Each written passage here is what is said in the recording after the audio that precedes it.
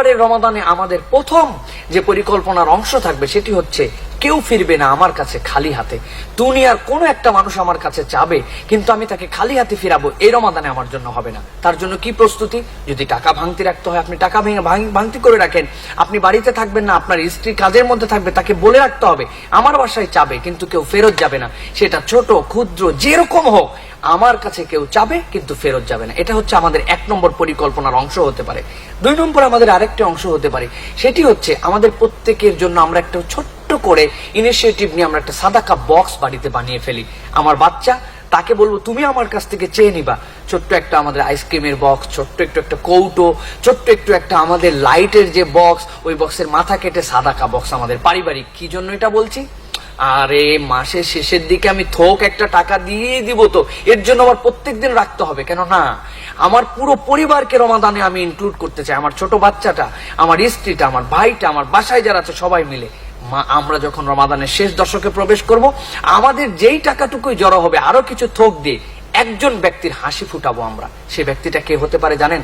সমাজের একটা শ্রেণী আছে এলিট, তাদের কাছে কোনো টাকা পয়সার সমস্যা নেই। এই প্যান্ডামিকের সময়, লকডাউনের সময় কোনো তাদের সমস্যা নাই, আলহামদুলিল্লাহ, তাদেরকে আল্লাহ সাফিসিয়েন্সি দিয়েছেন। আরেকটা শ্রেণী আছে হাত পেতে চেয়ে নিতে পারে, টাকা নাই ভাই, আমার একটু দাও ভাই, আমার খাওয়ার টাকা নাই ভাই, আমার চলার টাকা নাই, সে চেতে পারে। এই দুটো শ্রেণী কিন্তু আমাদের কাছে পরিষ্কার, কিন্তু একটা হিডেন শ্রেণী আছে যারা না পারে বলতে, না পারে চাইতে। এর যে কি কষ্টের মধ্যে থাকে, এই শ্রেণীর জন্য আমাদের এই ইনিশিয়েটিভটা রমাদানে নিতে পারি আমরা, যে থোক আমাদের যে টাকাটা হবে সেখান থেকে তার ঈদে, তার শিশু সন্তানদের জন্য, তার পরিবারের জন্য আমরা কিছু একটু করব, যেটা আমার সাদাকা বক্সের থেকে সকলে মিলে ইনক্লুড করে আমরা এটা দিতে পারি। 3 নম্বর, এবার ব্যক্তিগত পর্যায়ে পার হতে হবে। 5 ওয়াক্ত সালাত ইনশাআল্লাহ আমরা আদায় করব, কিন্তু সালাতের পরে আর 10টা মিনিট আপনার কাছে চেয়ে নিতে চাই। কি করব? আমি এই 10টা মিনিট কোরআন তেলাওয়াতে নিমজ্জিত হব।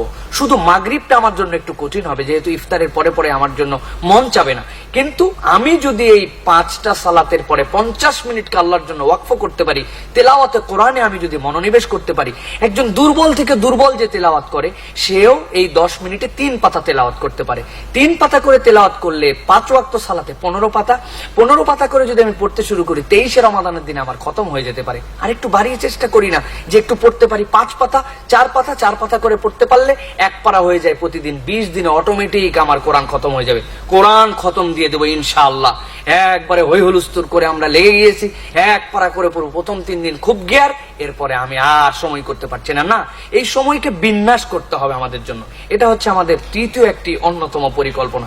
চতুর্থত আমরা যেটা ভাবতে পারি সেটা হচ্ছে এই রমাদানে আমরা ইফতার মানুষকে কেমনে করাবো। যে ইফতার করাই কাউকে, আল্লাহ রাসূল সাল্লাল্লাহু আলাইহি ওয়াসাল্লাম বলছেন সে পূর্ণ আরেকজন সায়েমের সওয়াব পেয়ে যায়, কিন্তু তার সিয়ামের সওয়াবে কোনো কমতি করা হয় না। আমরা একটু টেকনিক অ্যাপ্লাই করি।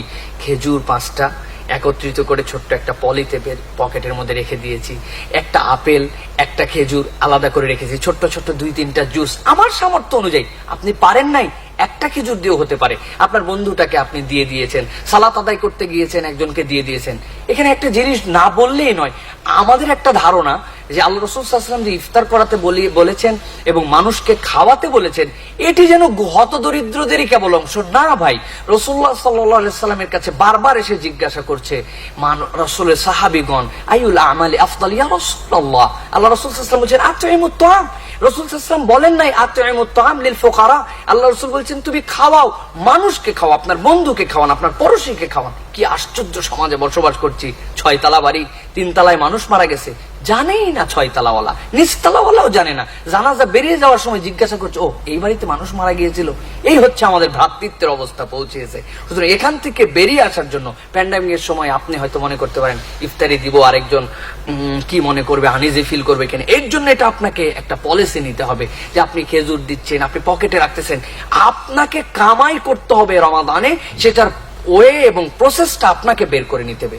এটি হচ্ছে আমাদের জন্য অন্যতম একটি টার্গেট। সর্বশেষ যে কথাটি বলবো, আসেন এই সব কাজগুলোকে বিউটিফুল করার জন্য একটা পদ্ধতি গ্রহণ করি।